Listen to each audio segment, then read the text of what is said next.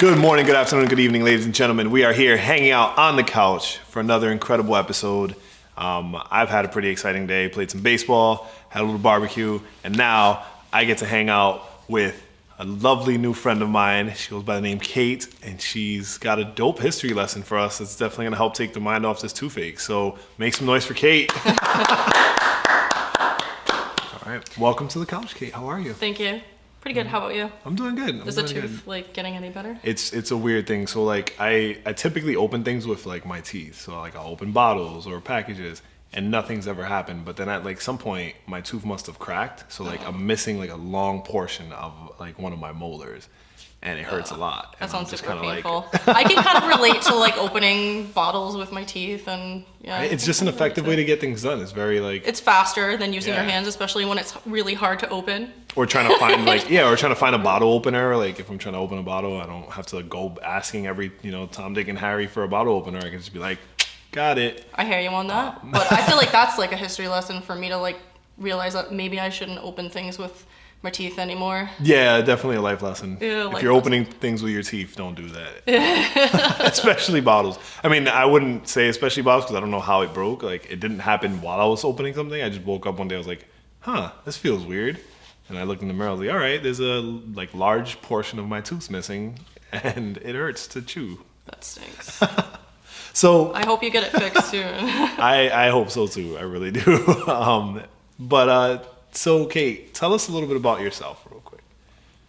Okay, so my name is Kate, and I was just telling them a little bit that yesterday I saw this movie that's called The Promise. So it's the first major movie that's been out in the public about the Armenian genocide. There have been some underground ones, but not ones with people like Christian Bale, who's obviously a very famous Christian Bale, American, handsome man. Is he American? He is, right? Actor. He was in American Psycho, so he's American. Is he British though? For real though? I don't know. We don't know. So American. But as far as in the American spotlight, obviously people know who Christian Bale is. Yeah, Batman. So in Batman, right? So it's been getting some really poor reviews, and part of why people think that's happening is because it's getting trolled by a lot of Turkish people that are unhappy with the subject because they don't acknowledge the Armenian genocide. So what was the Armenian genocide? Okay, so I am a direct descendant of survivors of the Armenian genocide. So my ancestors would have been from part of modern day Turkey. Okay. So my ancestors were from what is Palu, Turkey now. So the Turkish people, this would have been on the onset of World War I, decided that they were going to try to annihilate the Armenian population within the Ottoman Empire. And it was very underhanded because this group came in and said that if they voted for them, if the Armenians voted for them, that they would give them equal rights to Turkish people, because Armenians were already oppressed. You couldn't have a house as tall as your Turkish neighbor. You didn't have any rights in court. If someone Turkish brought you to court, you were always guilty if you were Armenian. And you were given Christian taxes. So they were told that if they voted this group in, that they were going to help give them equal rights, and they were actually going to help out the Armenians. And it was really underhanded when the Armenians actually voted this group in, and this group had an underhanded plot to annihilate them. And especially when you're in little towns like that and you're isolated from other towns and you're out in the mountains, I think a little bit of the communication of what was happening, if they were storming town by town in this mountainous area, was a little bit lost on them. Absolutely. They didn't know. There was no Facebook at that time. Right, exactly. There was no social media, there was no Facebook. So they didn't really know until their household or their town was stormed. So the first thing that the Turkish made them do was buy weapons, and most of them didn't have weapons. They had a hand in weapons. They had a hand in all their weapons. They got confiscated for weapons. Most Armenians didn't have weapons. They were doing their own thing, and they had doing their own thing. I mean, they doing traded. What people do in the mountains. They lived side by side with Turkish people, but especially if you're not in a booming place like Constantinople, if you're in the outskirts more in eastern. In Anatolia, there wasn't really, they were just living their everyday lives. I mean, they did communicate and they were side by side with Turkish people, and they did trade with Turkish people. That was a part of their lives. For hundreds of years, they were under the Ottoman Empire and mostly friends. They were friends with Turkish people. They lived everyday life. And suddenly, my great-grandfather was a well-known opera singer in what is part of modern day Turkey now. And when they went to storm their house, the Turkish people, the generals, they recognized him and they were like, oh, you were the singer. You were the one that was commissioned to sing the Turkish pieces, because at some point in his life he was commissioned to sing Turkish pieces. And it would have been a mixed audience of probably Turkish, Assyrians, Kurds, that all people that lived in that area. And they recognized him and they said, can you sing the Turkish pieces for us now? And he agreed to it. And he sang the Turkish pieces for them. And then immediately after, they killed him. And then 5 of my great-grandmother's children in front of her. She only had my grandmother left, who was the baby. Like, at the time, she had her, like, in her arms. And one of the Turkish generals fell in love with my great-grandmother and just said, if you go with me, if you stay with me, I'll let you live. But, I mean, she went through a lot. And then eventually she made it to an orphanage in Syria, which is now modern-day Aleppo, which is sad because modern-day Aleppo has all this tragedy going on right now.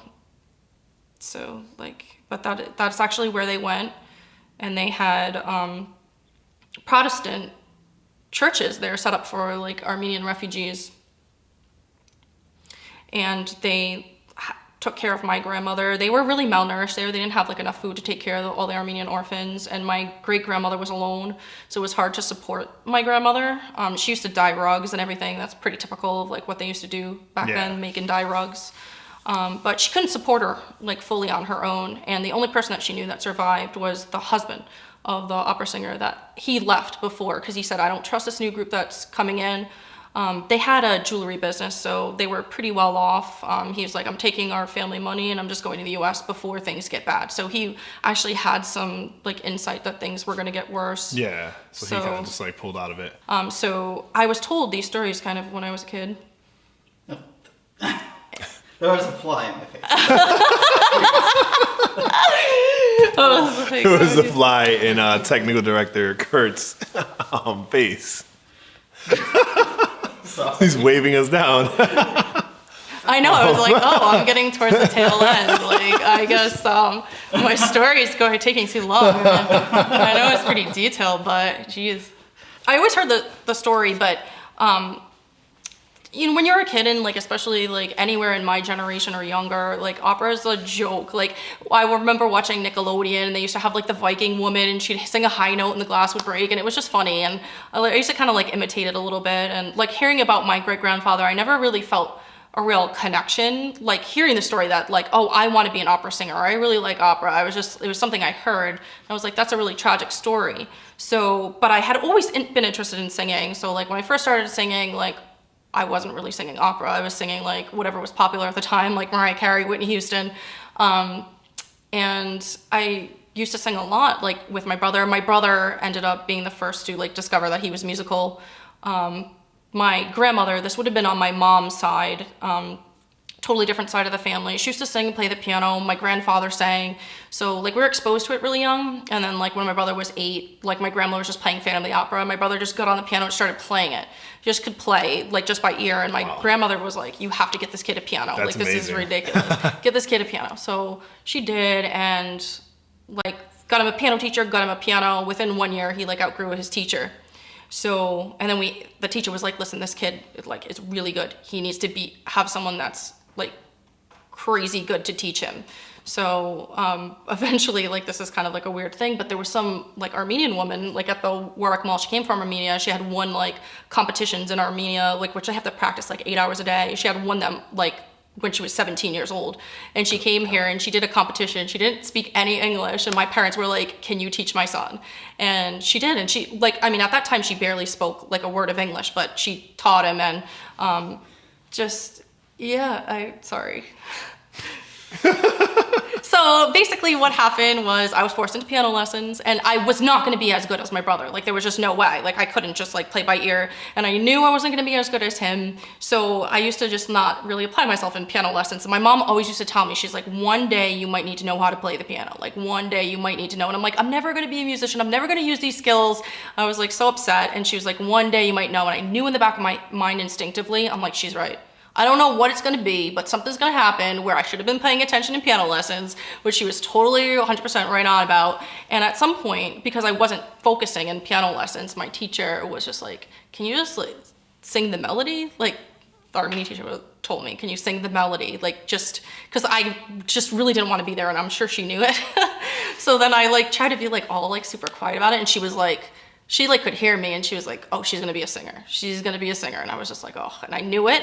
I knew it when she said it. I was like, oh, she's right, I'm gonna be a singer. I don't know how this is gonna happen, but this is gonna manifest somehow. So, and then I was singing like all these like pop songs, and my brother and I, we used to like record Disney songs. Like back when there was barely any technology, we had this little like recorder that was like so antiquated and a little tape, and we used to like, he used to sing the Aladdin parts, and I used to sing Jasmine, and it was like totally lame. We should just record over and over again, like, let's do it better next time. So that's how I first started singing. So when I was like 16, I wanted to study formally. Now, if you look for a teacher that's going to teach you formally, more than likely they're going to be someone that's classically trained. So, and I mean, that's just what it is. Like mostly, even if you're studying with like a pop singer, they have classical like training. Yeah. So the person I was studying with, she was totally classically trained, and I was a little bit resistant. Like, I don't want to sing classical, I don't want to sing opera, but I knew like when I started singing it that it fit.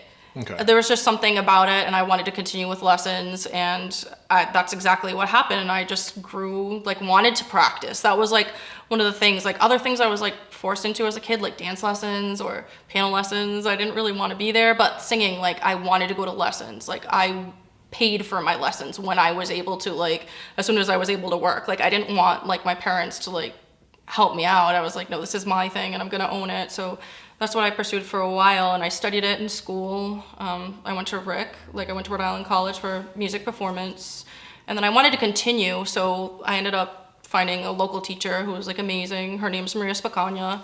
She was the first American to sing Madame Butterfly at La Scala. So I studied with her. She was in the iPhone 4 commercial. They used her voice.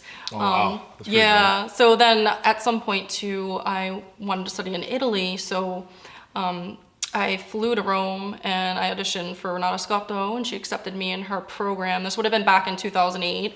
She's a very famous opera singer, an amazing singer, actress. So I had that experience, and I stayed with nuns at the time, which was kind of funny. I always felt like I was in trouble with the nuns, and I never knew what they were saying because they're always speaking in Italian, but they were quite funny.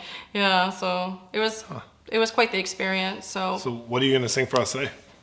I'm gonna have to do this a cappella, but I'm guessing that I might do O mio babbino caro from Johnny Schicchi. It's an aria. It's supposed to be like a 15-year-old girl, which obviously I'm not, but typically that's the age range that you have to play. So mostly you're playing between like 15 and 18, and you would play a 15 or 18-year-old until you're like 50, and then you mostly quit at that point because you can't play a 15-year-old. Okay. Like even from far away with stage and makeup, you probably can't play 15-year-old. So in this aria, it's a 15-year-old girl, and she's begging her father that she met this guy that she loves and she wants to marry, and she's totally overdramatic, like a 15-year-old overdramatic adolescent, and saying like, I'm just gonna kill myself if you don't let me like marry him. And yeah, this is gonna be exciting. Opera, like that's the thing. It's always about someone's always dying or like threatening to kill someone or trying to die. Yeah, so pretty much the theme. So I guess my great grandfather died like a real opera singer would in a real opera. Like like he was legit. Like he was the opera singer. He lived and died like the opera singer. Like he was in his own opera. So he got a pretty epic. That was pretty epic ending there. Well, I'm pretty excited to hear you sing this song. So, to protect her privacy, we'll use our contact information, which is always below and easy to find. But stay tuned, because in a couple minutes, we're going to have Kate sing an opera song that I can't pronounce. So